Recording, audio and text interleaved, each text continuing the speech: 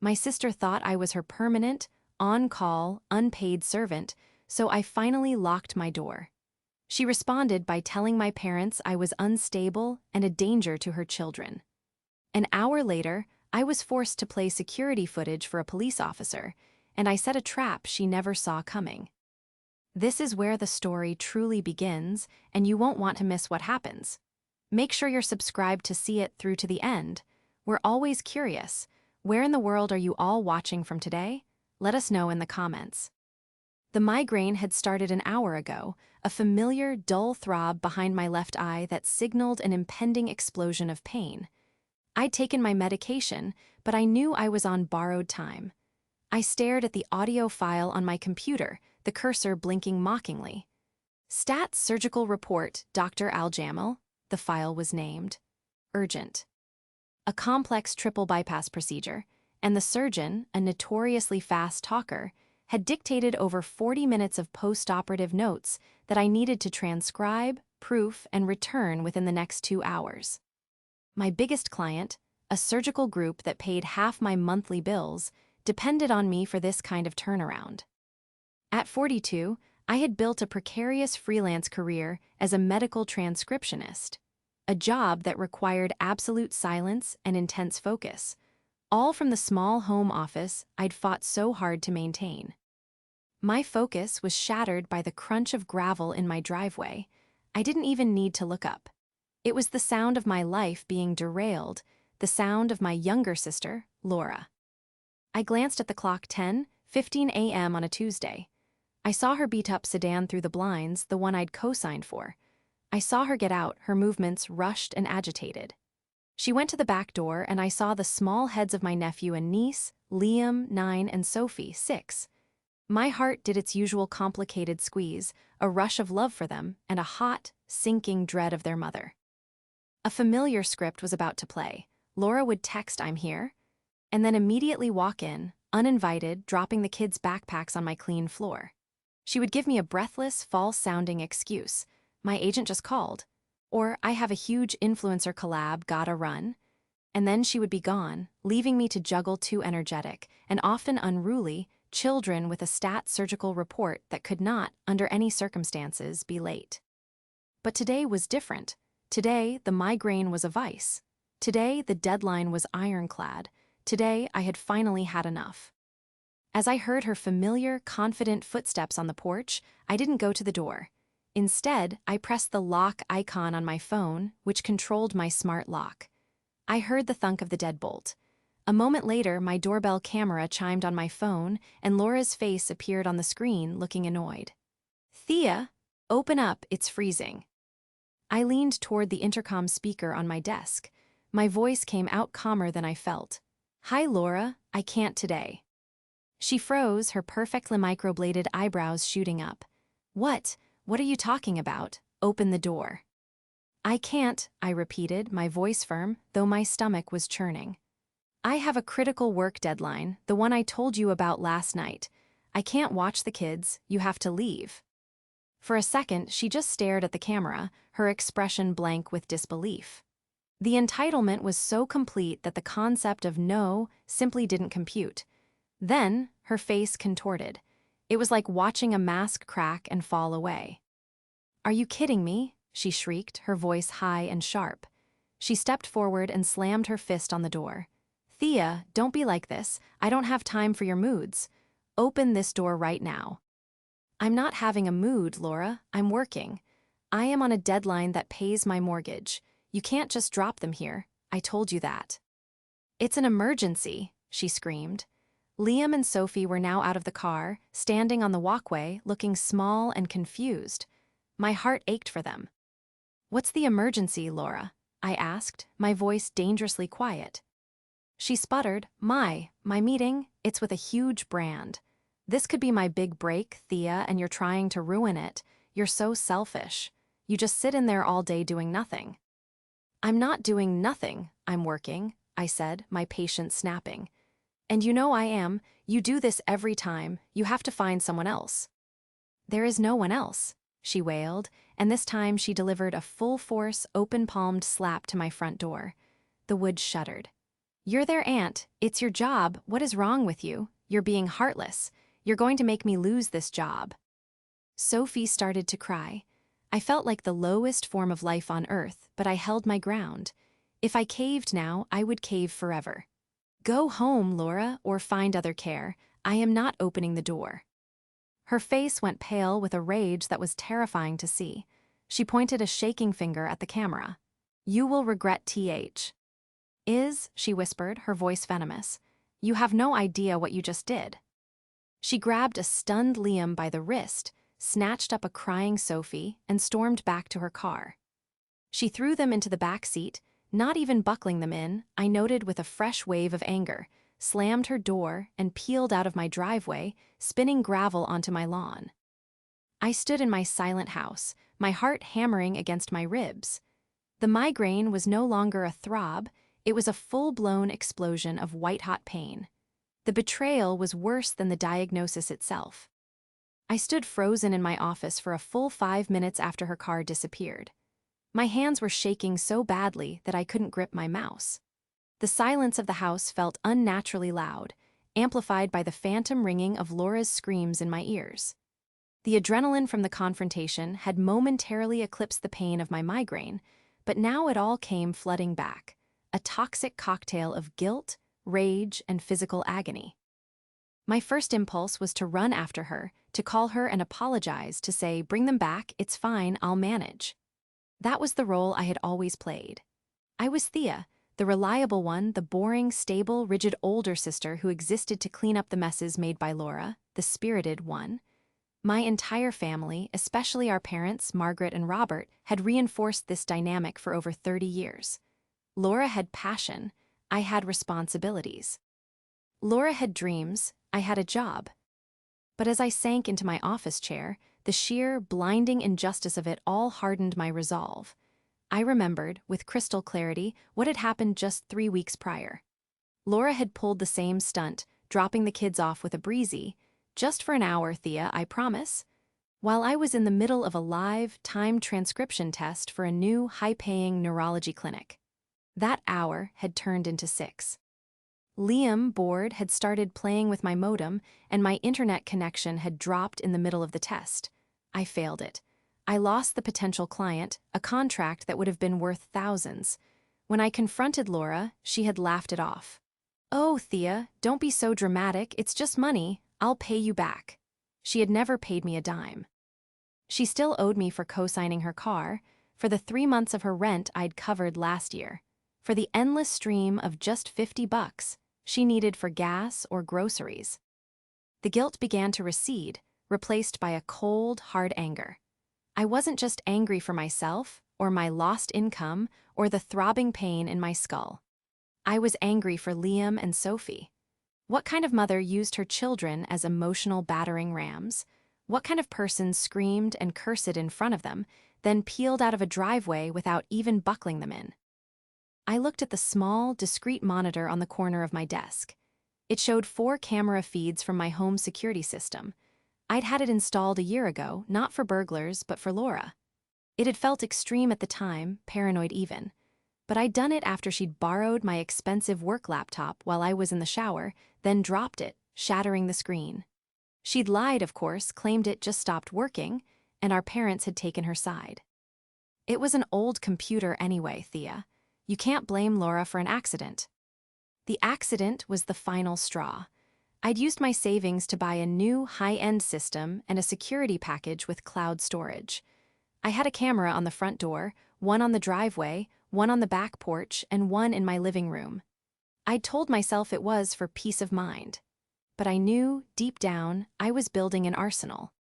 I tapped a few keys, opening the cloud storage. There it was.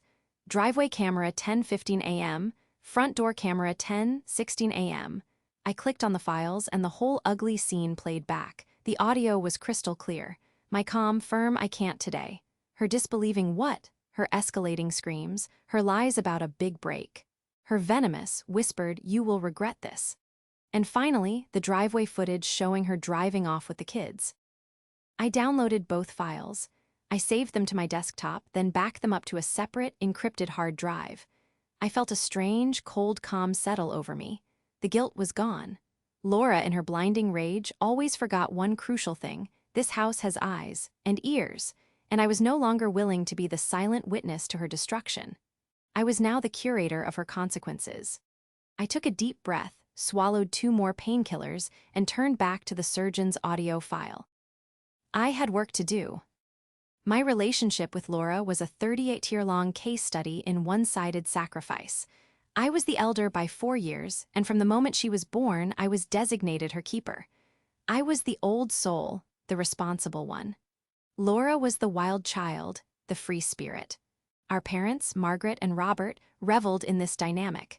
They were retired now, living comfortably in a condo an hour away, but their entire parenting philosophy had been one of lazy typecasting. I was praised for good grades and predictable behavior. Laura was praised for breathing. When I'd buckled down in college, aiming for a stable career that would give me independence, Laura had drifted, changing her major 5 times before dropping out to find herself. This finding involved a string of bad jobs, worse boyfriends, and a constant, draining siphon on our parents' finances, and by extension, mine. I was the one who drove her to the hospital when she got appendicitis at 2 a.m. because her boyfriend at the time was too drunk. I was the one who scraped together the security deposit for her first apartment. And when she'd announced her pregnancy with Liam, the result of a short-lived relationship with a man who wisely vanished, I was the one who hosted her baby shower, bought her crib, and held her hand during the delivery. I'd done the same for Sophie, whose father was equally absent. I loved those children. I adored them. I kept their favorite snacks in my pantry, their drawings taped to my fridge. They were the only innocent parties in this endless, exhausting drama, but my love for them had become a weapon Laura used against me. Because I worked from home, she and my parents had collectively decided that my time was not valuable. "You're home anyway," was the constant refrain. "It's not like you have a real job, Thea. You just type." They conveniently ignored the fact that my typing paid my mortgage, my bills, and more often than not, Laura's bills too. Laura, now 38, had no discernible job. She claimed to be a social media influencer, which in reality meant she had a few thousand followers on Instagram and spent her days taking selfies in cafes she couldn't afford while trying to get free products. She presented her life as a high-stress, glamorous hustle. I knew it was a carefully constructed lie, funded by our parents' retirement fund and my guilt. The antagonist in my life wasn't just Laura. It was the entire system my family had built. My parents were the architects of her dysfunction. Just last month, I'd tried to set a boundary. I'd called a family meeting, a conference call, really, and tried to explain calmly that I needed advance notice for babysitting. "Oh, Thea, don't be so rigid," my mother, Margaret, had sighed, her voice dripping with disappointment. "Laura is doing her best. It's so hard for a single mother." "I'm a single person," I'd countered, my voice tight. "I have a demanding job, my clients have emergencies, I can't just drop everything." "It's family, Thea," my father, Robert, had chimed in, using his final word tone. "Family helps each other. Your sister needs you. You're lucky you don't have kids of your own, you don't know what real stress is." The implication was clear. My stress, my work, my life was secondary to Laura's whims. My sacrifices weren't seen as sacrifices, they were seen as obligations. My home wasn't my sanctuary, it was Laura's free daycare. Laura herself was the most polished and manipulative of all. She could weep on command, spinning tales of woe about near-missed opportunities and cruel twists of fate. She spoke of her brand and her network with a straight face, as if she were a CEO and not someone who'd been evicted twice in 3 years. Her meetings were almost always lunches with friends. Her emergencies were hair appointments. She was a black hole of need, and I had been her primary source of fuel for my entire life. Today, I had finally cut the fuel line, and as I sat at my desk, the silence in the house felt less like a void and more like a shield. I knew the fight wasn't over. This was just the opening shot. But for the first time, I wasn't waiting to see what she would do next. I was waiting for them. The throbbing in my head had subsided to a dull ache, thanks to the medication and the sudden, sharp focus of my anger. I'd managed to finish the stat transcription for Dr. Al-Jamal, triple-checking it for any errors, and had emailed it to the surgical group with 10 minutes to spare. The relief was immediate, but it was short-lived. My victory felt hollow, overshadowed by the certainty that retaliation was coming. Laura was not the type to accept defeat. She was the type to escalate, to scorch the earth. My clever trap, as I'd come to think of it, was the security system. It was my only piece of leverage in a family dynamic that had been stacked against me from birth. I'd installed the system after the laptop incident, paying extra for the premium cloud storage plan that saved every file for 30 days, no matter what. I'd chosen cameras with high-definition video and, crucially, high-fidelity audio. I wanted a record. I didn't know what I was preparing for exactly, maybe just to prove to myself that I wasn't crazy, that the gaslighting I endured was real. Now, I knew. The system wasn't just for my peace of mind, it was my witness. I went into the kitchen to make a cup of tea, my hands still not perfectly steady. I was a passive victim by nature. My instinct was to smooth things over, to apologize even when I wasn't wrong, just to make the tension stop. But something in me had snapped this morning. It was the sight of Sophie's face, her little mouth trembling as her mother screamed. It was the casual, dangerous way Laura had sped off without buckling them in.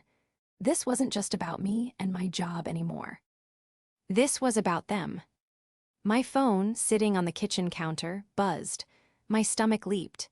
It was a text, not from Laura, but from my mother, Margaret. "Call me. Now, what did you do to your sister?"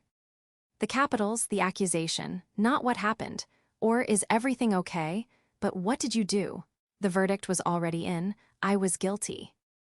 My thumb hovered over the call button. I could picture the conversation perfectly.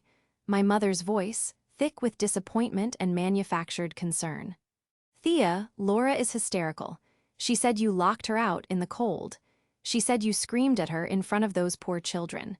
She's at our house right now, crying her eyes out. How could you be so cruel?" And I would defend myself, my voice getting higher as I got more frustrated. "That's not what happened. She's lying. I was on a deadline." And my father would get on the line. "Thea, your sister is in a fragile state. You need to apologize. You need to make this right. You're tearing this family apart." I would be outnumbered, outmaneuvered, and steamrolled, just as I had been 1,000 times before. I would end the call feeling exhausted, defeated, and full of doubt. Not this time. I took a deep breath and made a decision. I was no longer a passive victim. I was an active strategist. I would not call them. I would not engage. They were not seeking the truth. They were seeking my submission. Instead, I went back to my computer. I opened my email and composed a new message to my personal, private email address. I attached the 2 video files, doorbell 10:16 a.m. MP4 and driveway 10:18 a.m. MP4. I hit send. Now the files were in 2 separate cloud systems, plus my external hard drive. They were safe. My phone buzzed again, and again. A string of texts from my mother, each more frantic than the last. "Thea, pick up the phone. This is not funny. Laura is a wreck. Your father is furious. Are you punishing her? Is that it? You are being incredibly childish." I watched the messages pop up, and for the first time, I felt nothing. No guilt, no panic, just a cold, clear certainty. They were following a script, but I had the real one. I had the truth, recorded in high definition. I turned my phone over, silencing the screen. I would not participate in my own character assassination. I would wait. The burden of proof was no longer on me. It was on the video files saved on my hard drive. I made another cup of tea and waited for their next move. I knew it wouldn't be just a phone call. The quiet in my house lasted for exactly 45 minutes. It was just long enough for me to start second-guessing myself, to wonder if I had imagined the whole thing, if I really was the cold, selfish monster they all thought I was. The migraine was still a dull, pounding drum, and the silence seemed to magnify it. Then I heard a car door slam, not just one, but 2. I looked at my security monitor. It wasn't Laura's sedan, it was my father's dark blue SUV. My heart sank. They hadn't just called, they had driven an hour to confront me. My doorbell rang, not a polite ding-dong, but a long, impatient ding as someone held the button down. Then came the pounding. Not the hysterical, flailing pounding of Laura, but the heavy, righteous fist of my father, Robert. "Thea, open this door, we know you're in there," he boomed. I walked to my office, my legs feeling like lead, and sat at my desk. I activated the intercom, just as I had with Laura. "What do you want?" My mother's face appeared in the camera, pale and pinched with anger. "Don't you what do you want us, Thea? This has gone far enough. Let us in. We need to talk about what you did to your sister." "I didn't do anything to her," I said, my voice shaking despite my resolve. "I am working. I told her I couldn't watch the kids. She's the one who had a tantrum."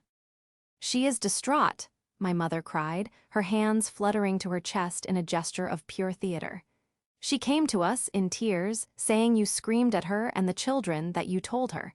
You told her you wished she'd never had them. How could you?" The lie was so audacious, so vile, that it took my breath away. "I never said that. That is an absolute, disgusting lie, and you know it." "We know what we heard, Thea," my father's voice cut in, his face now looming in the camera. He looked furious. "You're cooped up in this house all the time, staring at that screen. You're not well. You're letting your work turn you into a cold, bitter person. Now you will open this door and you will call your sister and apologize for this nonsense." "No," I said. The word was small, but it felt solid. "I will not." "What did you say?" my father roared. I said no, I am not apologizing for a lie. And I'm not letting you in just so you can both bully me and take her side. You never, not once, have ever taken my side." "Side?" my mother shrieked. "This isn't about sides, Thea. This is about family. Laura is struggling and you with your nice house and your quiet life. You can't even find it in your heart to help her for a few hours." "My nice house and quiet life were paid for by the work you're currently interrupting," I snapped, my anger finally boiling over. "The work she constantly disrespects. The work you disrespect. You don't want to talk. You want me to surrender, and I'm not doing it." I was about to cut the connection when I had an idea. It was time for the first reveal. "In fact," I said, my voice suddenly calm and clear, "I have a video of the entire conversation, from the moment she pulled up to the moment she drove away." They both froze. My mother's mouth opened and closed. My father's angry expression faltered, replaced by a flicker of confusion. "What?" my mother whispered. "I have a security camera. It records audio and video. I have the entire thing saved. Her screaming, her lies about her meeting, me calmly telling her I had to work, her speeding away without buckling the kids in. I have all of it." I let the words hang in the air. "Would you like me to email it to you, Mother, or would you rather just keep believing the lie?" I had expected this to be a checkmate, a moment of, "Oh my goodness, we've been duped." But I had underestimated their commitment to the narrative. My father's face hardened again. "A camera? You taped your own sister. What in the world is wrong with you, Thea? What kind of sick, paranoid person does that? That's entrapment." "It's a security camera, Dad. It's on my front door. It's not a secret." "You're trying to blackmail her," my mother accused, her voice finding new strength. "You're holding this over her head. This is worse. This is so much worse than we thought. You're unstable." I stared at them, dumbfounded. I had presented them with indisputable proof of my innocence, and they had twisted it into evidence of my insanity. They didn't care about the truth. They only cared about protecting Laura, protecting the broken, toxic system they had built. "Get off my property," I said, my voice dead. "Thea, get off my property, or I will call the police for trespassing." I cut the intercom feed. I watched on the monitor as they stood there, stunned into silence. My father looked like he wanted to break the door down, but my mother put a hand on his arm. They argued for a moment, their faces contorted. Finally, they stormed back to their SUV and drove away. I sat at my desk, my entire body vibrating. They believed I was unstable. They believed I was the villain. I had shown my hand and it had backfired. And I knew, with a terrifying, sinking certainty, what was coming next. The house was quiet again, but this time, the silence was menacing. My confrontation with my parents had been a disaster. I had played my trump card, the video, and they had not only called my bluff, they had twisted it into another reason to condemn me. By trying to prove I was sane, I had only confirmed their narrative that I was unstable. My migraine, which had momentarily retreated, came roaring back. I felt sick. Laura, my parents, they were a closed system. Any evidence that contradicted their worldview, that Laura was a victim and I was a cold-hearted workaholic, was rejected and spun into a new attack. I was no longer just selfish. I was paranoid, sick, and unstable. I paced my living room, my mind racing. What was their next move? They couldn't force me to apologize. They couldn't force me to let them in. What was left? Laura was desperate. She had been humiliated at my door. She had successfully whipped our parents into a frenzy, but their siege had failed. She had painted me as a cruel and heartless sister, and now, thanks to my own admission, a paranoid one who taped her own family. She was all in on this lie. She couldn't back down now. My phone, which I had left on the kitchen counter, buzzed. It was a text from an unknown number. "What you did was sick. You taped her. Mom and Dad told me everything. You need help, Thea." It was Laura, blocked number or not, I knew her text speak. She was testing the waters, trying to get a reaction, to pull me back into the fight. I deleted the message without responding. I went back to my office and sat down. I opened the video files again, watching them. The driveway footage. Driveway 10:18 a.m. MP4. I watched as Laura's car sped away, Liam and Sophie clearly visible in the back. They were safe. They were with their mother. She was reckless and irresponsible, but they were with her. This was a family dispute. A nasty, ugly, long overdue family dispute. But the new words they had used, unstable, sick, not well, echoed in my head.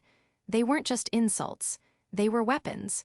And I had a horrible feeling I knew how Laura was about to use them.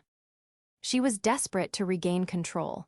She needed to punish me, to prove to our parents and to herself that she was the victim and I was the aggressor.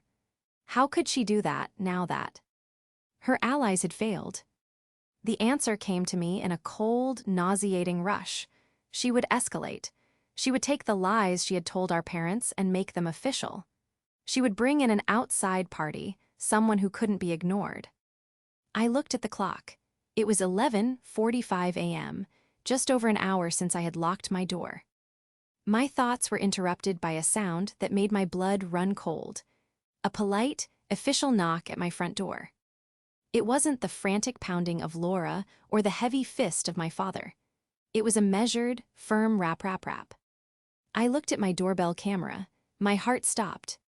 Standing on my porch was a police officer in a dark blue uniform. He knocked again. "Ma'am, this is the police. We're here for a wellness check. Could you please open the door?" This was it. This was her move. Laura, in a final, desperate, unforgivable act of malice, had called the police. She had taken our private, ugly family drama and turned it into a public spectacle, weaponizing the very people meant to protect us. She was building her case, not with truth, but with lies so monstrous she hoped they would be believed. She was claiming I was a danger. I saw her endgame now. She needed to prove I was unstable. And what better way than to have a police officer show up, lights flashing in my driveway, to investigate a wellness check on behalf of my worried family? She wasn't just trying to win an argument. She was trying to ruin me, and she had used her own children as bait. My fear, however, was immediately consumed by a white-hot, clarifying rage. This was not a confrontation. This was a war, and she had just handed me the ammunition to win it. I took one deep, steadying breath. I smoothed down my shirt, walked to the front door, and unlatched the deadbolt. I opened it. The officer was tall, with a weary, professional face. He looked to be in his late 40s. "Ma'am, are you Thea?" he asked, his hand resting near his belt. "Yes, officer, I'm Thea. How can I help you?" I kept my voice perfectly level, polite, and calm. Ma'am, we received a call, a wellness check. From Laura and Margaret and Robert, your family. They expressed serious concern for your well-being. They said you were acting erratically, that you might be a danger to yourself. They also mentioned there were children here and that you weren't answering your phone. The lies were stacked so high, so quickly. A danger to myself. Children here. It was a lie designed to get him to my door fast.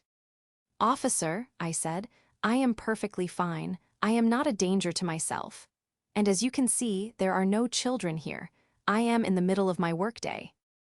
The officer looked past me, into my quiet, tidy living room. They seemed very concerned, ma'am. They said you locked them out, that you were screaming and unstable. Would you mind if I just came in for a moment, just to verify that everything is all right? I would not mind at all. Please come in, I said, stepping aside. He stepped just inside the entryway, his eyes scanning the room. You live alone, Mal. I do. I work from home as a medical transcriptionist. It's a very demanding job that requires a lot of quiet. I see, he said, though he still looked skeptical.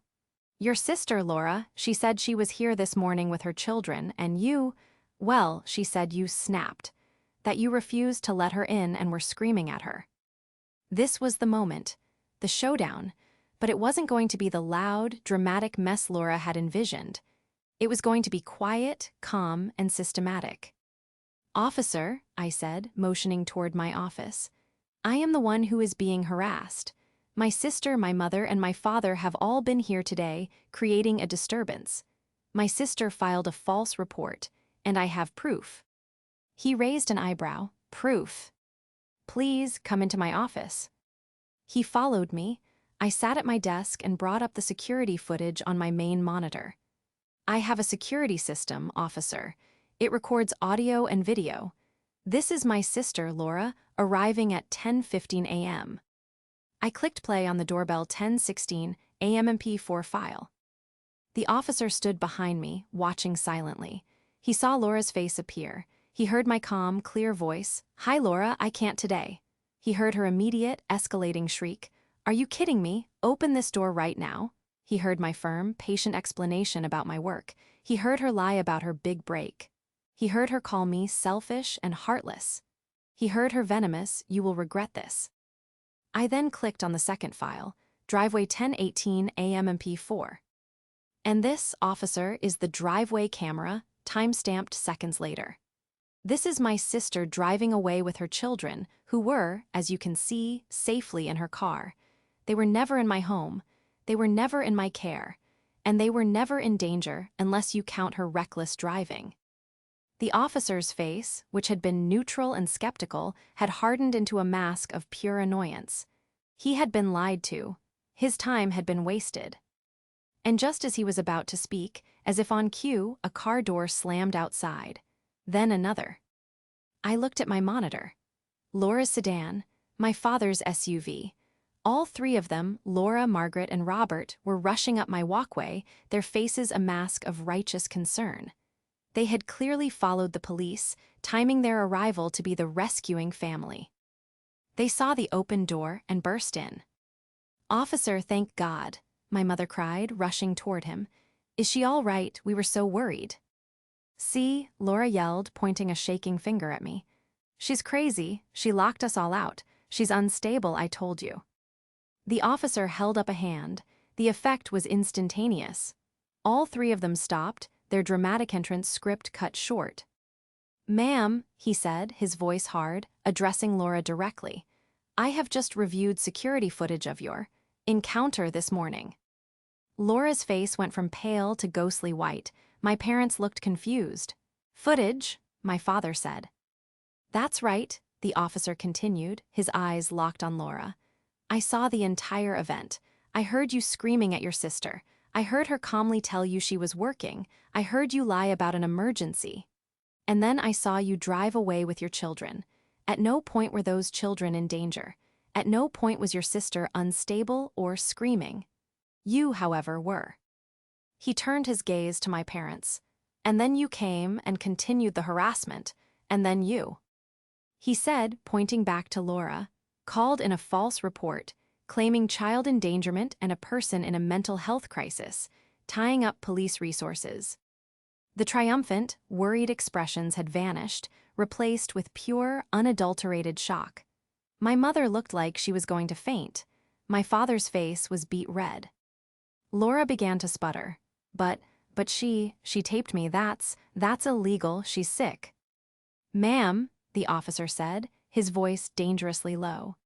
Your sister has a security camera on her own front door. That is perfectly legal. What is not legal is filing a false police report. Wasting police resources is a very serious offense. It keeps me from responding to actual emergencies. He took a step toward them, and they instinctively recoiled. I have everything I need. You will all leave this property immediately. You will not contact your sister again. If I get one more call to this address from any of you, I will not be as understanding. Do you understand me? My mother just nodded, her eyes wide. My father stared at the floor. But Laura, even in total defeat, had one last shot. She looked at me, her eyes filled with a hatred so pure it was stunning. You did this, she whispered. You tore this family apart. No, Laura, I said, my voice clear and strong, echoing in the sudden silence. You did, you lied, and I just told the truth. Get out of my house. The officer stayed until all three of them were back in their cars. He watched them drive away, my parents in their SUV, looking shell-shocked and small, and Laura peeling out in a cloud of gravel, just as she had before. When they were gone, the officer turned to me, his expression softening. Ma'am, I am truly sorry for that. That was a lot. Thank you, officer. I appreciate you handling it so well, I said, my knees suddenly weak. You have a right to work, and you have a right to peace in your own home, he said. He handed me a small card with a case number on it. For your records, if they contact you again, call us and reference this file. We'll take it very seriously. What your sister did, that's not just a family spat, that's a crime. I nodded, unable to speak. He gave me a polite nod and left. I closed the door, and this time I bolted the deadbolt. The silence that filled my house was profound. It was no longer menacing. It was a vast, open, beautiful quiet. It was the sound of peace. It was the sound of done. I went back to my office and sat at my desk. I felt empty, but not in a bad way. I was emptied of the dread, the guilt, the constant, low-level anxiety that had been my companion for decades. I was free. I knew the road ahead wouldn't be simple. My family, as I knew it, was over. The toxic, codependent, gaslighting structure had been shattered, and the pieces were scattered. But I knew, with absolute certainty, that what was broken could not be, and should not be, put back together. I did one last thing. I opened my email. I composed a new message to my parents. The subject line was, "The truth." In the body, I simply wrote, "You wanted to know what happened. Here it is. You accused me of being unstable and cruel, and you believed a pathological liar over your own daughter. You enabled her behavior, and you participated in this harassment. This is what you enabled. This is what you defended." I attached the 2 video files. Doorbell 10:16 a.m. MP4 and driveway 10:18 a.m. MP4. I added one final line, "Do not contact me until you are ready to apologize. Not to me, but to the truth." I hit send. Then I went into my phone and I blocked Laura's number, my mother's number, and my father's number. The next few weeks were strange. The silence was absolute. No angry texts, no surprise visits, no drama. At first, it was jarring. I kept checking my phone, bracing for an attack that never came. Then I started to relax. I took on a new client, the neurology clinic I had failed the test for. They had another opening, and with my house finally, truly quiet, I passed their new test with a 100% accuracy rating. My income increased by 30%. I started sleeping through the night. The migraines that had plagued me for years began to fade, becoming less frequent and less severe. I had never realized how much of my physical illness was tied to the constant, grinding stress of my family. About a month later, I received a letter. It was handwritten from my mother. It was long, full of justifications, but you have to understand clauses. But buried in the third paragraph were the words I'd waited my whole life to hear. We watched the videos. We didn't know, we see now. We are so sorry, Thea, we failed you. I put the letter down. I didn't call her. It was a start, but it was not a resolution. Healing, if it ever came, would be on my terms and on my timeline. My life is quiet now. I work, I read, I take walks. I have my home, my sanctuary back. My network of friends, long neggle. CTED has rallied around me. Laura, I heard, had to get a real job. The bank of mom and dad and the free daycare of Thea was permanently closed. She is furious, but her anger has no power over me anymore. I have my peace, I have my proof, and I have my vindication. And as it turns out, that is worth so much more than a family's broken, toxic idea of love.